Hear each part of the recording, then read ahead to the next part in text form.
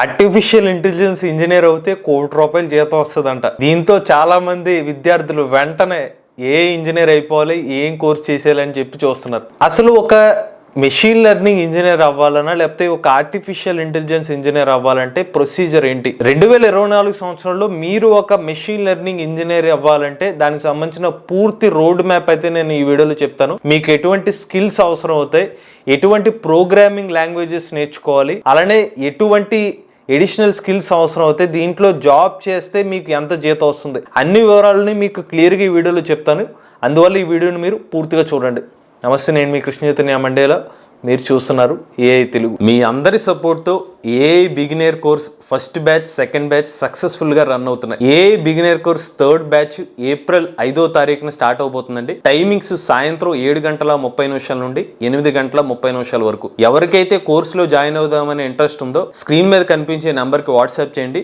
అదే నెంబర్ మీకు డిస్క్రిప్షన్లో కూడా లభిస్తుంది. We're taking only limited seats అండి. లేట్ చేయకుండా వాట్సాప్ చేయండి. అంతేకాదు prompt engineering, chat GPT, generative AI, data science, ఏఐలో ఎటువంటి కోర్స్ మీద మీకు ఇంట్రెస్ట్ ఉన్నా కూడా డిస్క్రిప్షన్ లో ఉన్న వాట్సాప్ నెంబర్ కి మెసేజ్ చేయండి. ఫస్ట్ మీరు ఒక క్లారిటీగా గుర్తుపెట్టుకోవాల్సిన విషయం ఏంటంటే ఆర్టిఫిషియల్ ఇంటెలిజెన్స్ ఇంజనీర్ లేకపోతే మెషిన్ లెర్నింగ్ ఇంజనీర్ వేరు కాదండి. ఆర్టిఫిషియల్ ఇంటెలిజెన్స్ ఇంజనీర్ అన్నా మెషిన్ లెర్నింగ్ ఇంజనీర్ అన్నా ఒకటే. సో మీరు ఏ ఇంజనీర్ లేకపోతే మెషిన్ లెర్నింగ్ ఇంజనీర్ అవ్వాలంటే కేవలం 2 నెలల్లో 3 నెలల్లోనే ఇలా మెషిన్ లెర్నింగ్ ఇంజనీర్ అయితే అయిపోలేరు.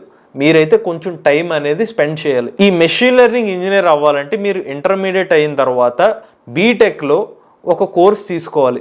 ఆ బీటెక్ బ్రాంచ్ ఏంటంటే ఏఐఎంఎల్ కానీ లేకపోతే సిఎస్సి ఏఐఎంఎల్ కానీ ఏఐ కానీ, ఈ 3 కూడా ఒకటేనండి. కొంతమంది తెలియక కన్ఫ్యూజ్ అవుతారు. ఏఐ వేరేమో, మెషిన్ లెర్నింగ్ ఇంజనీర్ వేరేమో, మళ్ళీ సిఎస్సి ఏఐఎంఎల్ వేరేమో, ఇవన్నీ డిఫరెంట్ బ్రాంచెస్ అనుకుంటారు.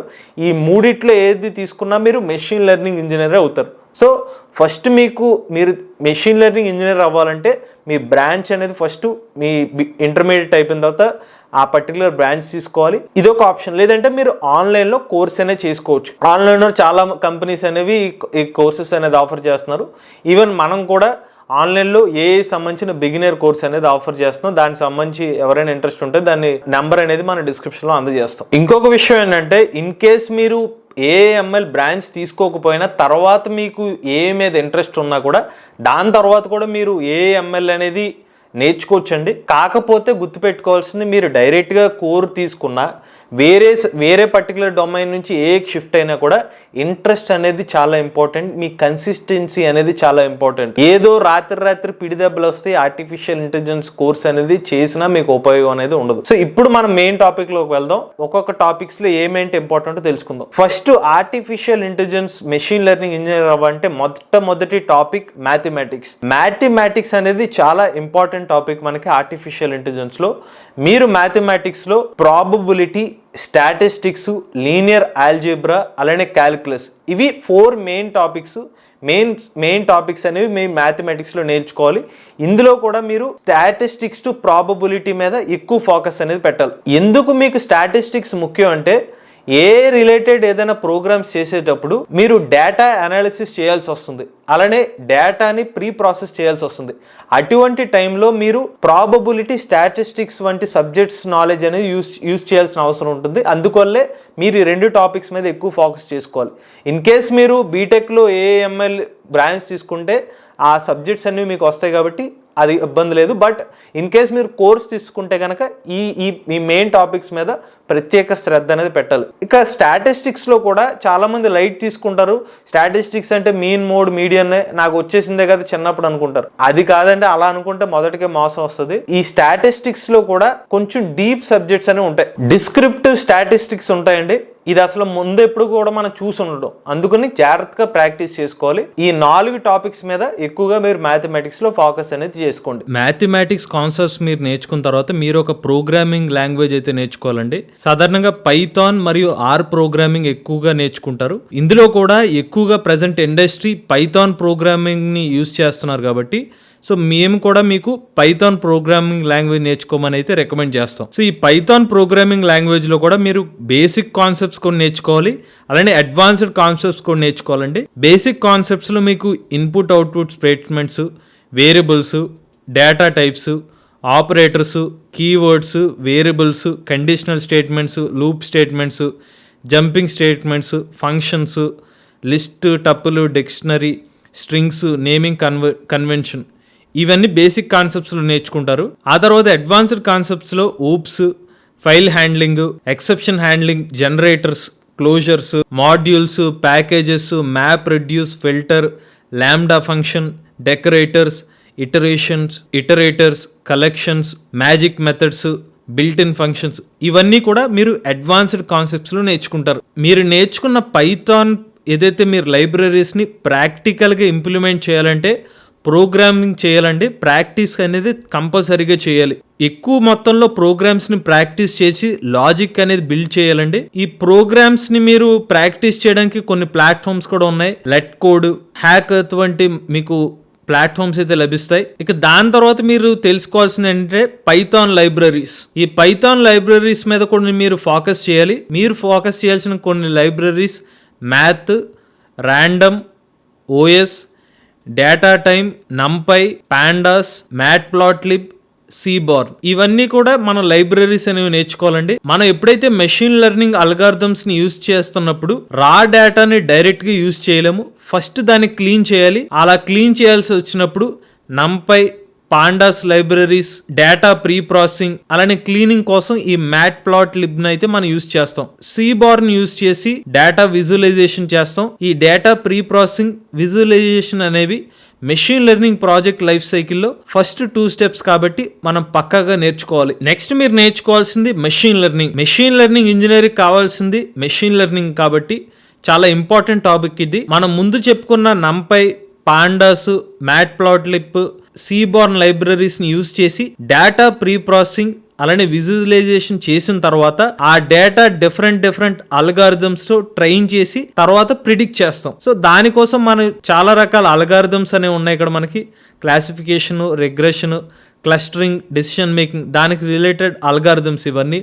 Naive Bayes classifier, decision trees, support vector machines, linear regression, neural network regression, K means clustering, mean shift clustering, Q learning, R learning, మీకు చాలా algorithms చూపించే కానీ ఈ అన్ని algorithms నేర్చుకోవాలని కాదు, కనీసం 1-2 అల్గారిథమ్స్ అనే మీరు బాగా దాని మీద ఎక్స్పర్ట్ అనేది అయిపోవాలి. ఉదాహరణకి లీనియర్ రిగ్రెషన్, అలానే మీరు కే మీన్ క్లస్టరింగ్, ఇటువంటి ఏదో కొన్ని 2 అల్గారిథమ్స్ మీరు సెలెక్ట్ చేసుకుని అందులో మంచి ఎక్స్పర్ట్ అయిపోండి. ఇప్పుడు దాకా మీకు చూపించిన అల్గారిథమ్స్ అన్ని స్కైకిక్ లెర్న్ లైబ్రరీలో ఉంటాయి. సో దాన్ని అయితే మీరు బాగా నేర్చుకోండి. అలానే మీరు మెషిన్ లెర్నింగ్ సంబంధించిన అల్గారిథమ్స్ నేర్చుకున్న తర్వాత కొన్ని ప్రాక్టీస్ ప్రాజెక్ట్స్ అనేది చేయండి. సో దానికి సంబంధించిన ప్రాక్టీస్ ప్రాజెక్ట్స్ అనేవి మీకు యూట్యూబ్ లో చాలా వీడియోస్ అనేవి లభిస్తాయి. దాన్ని అయితే మీరు ఫాలో అవ్వండి. గుర్తుపెట్టుకోవాల్సింది ఏంటంటే మెషిన్ లెర్నింగ్ పార్ట్ దగ్గర కొంచెం టైం స్పెండ్ చేసి క్లియర్ గా అర్థం చేసుకునే నేర్చుకోవాలి. ఇక నెక్స్ట్ మీ కాన్సెప్ట్ డేటా స్ట్రక్చర్స్ అండి. డేటా స్ట్రక్చర్స్ అనేవి డైరెక్ట్ గా మీకు వర్క్ ఫ్లోలో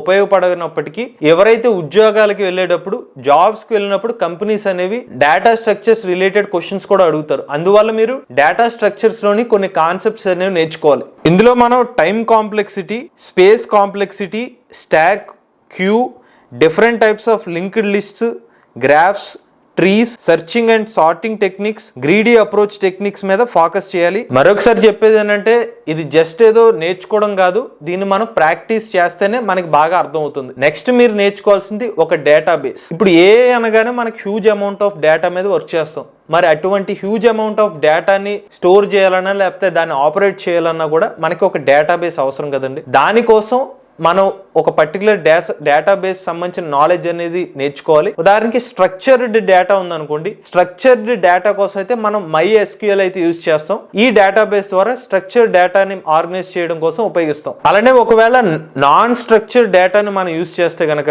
ఉదాహరణకి అందులో టెక్స్ట్ కానీ ఇమేజెస్ కానీ ఇతర ఫైల్స్ అన్ని మిక్స్ అయిపోయింది అనుకోండి, దాన్ని నాన్ స్ట్రక్చర్డ్ డేటా అంటారు. అటువంటి డేటాని మనం ప్రాసెస్ చేసుకోవడానికి, స్టోర్ చేసుకోవడానికి మనం నాన్ స్ట్రక్చర్డ్ డేటాబేస్ ని యూజ్ చేసుకుంటాం.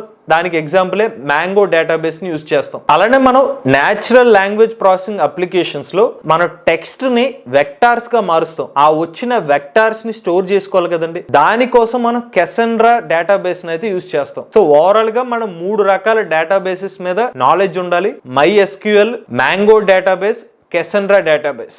నెక్స్ట్ మీరు నేర్చుకోవాల్సింది IDEs, integrated development environment. Machine learning లేదంటే డీప్ లెర్నింగ్ సంబంధించిన ప్రోగ్రామ్ ని రన్ చేయడానికి మీకు ఐడియాస్ అయితే అవసరం అవుతాయండి. ఎక్కువగా మనకి గూగుల్ కొలాబ్ మరియు జూపిటర్ నోట్బుక్ నైతే ఎక్కువ యూజ్ చేస్తారు. అందువల్ల మీరు గూగుల్ కొలాబ్ అలానే జూపిటర్ నోట్బుక్ నైతే ఎలా వాడాలో నేర్చుకోండి. ఇక్కడ మనం మెషిన్ లెర్నింగ్ డీప్ లెర్నింగ్ సంబంధించిన కోడ్ ని రన్ చేయడానికి సెల్ బై సెల్ అయితే రన్ చేస్తాం. అందువల్లే మనం ఐడీస్ ని నేర్చుకోవాలి. నెక్స్ట్ మీరు నేర్చుకోవాల్సింది క్లౌడ్ ప్లాట్ఫామ్స్. మీరు ఏ రిలేటెడ్ గా ప్రోగ్రామ్స్ ఏమైనా డెవలప్ చేసిన తర్వాత ఆ ప్రోగ్రామ్ ని వేరే ఒకళ్ళు ఆన్లైన్ లో దాన్ని యాక్సెస్ చేయాలన్నా లేదంటే మీరు ఆ ప్రోగ్రామ్ ని డిప్లాయ్ చేయాలన్నా కొన్ని క్లౌడ్ ప్లాట్ఫామ్స్ అనేవి అవసరం అవుతాయి. కారణం ఏంటంటే మన సిస్టంలో పెద్ద పెద్ద జీపీయూస్ మనకు ఉండవు కాబట్టి దాన్ని క్లౌడ్ ద్వారానే హ్యాండిల్ చేస్తాం. సో దానికి మన ఎగ్జాంపుల్స్ ఏంటంటే మైక్రోసాఫ్ట్ అజూర్, AWS, GCP వంటి క్లౌడ్ ప్లాట్ఫామ్స్ మీద మీకు అవగాహన ఉండాలి. ఇందులో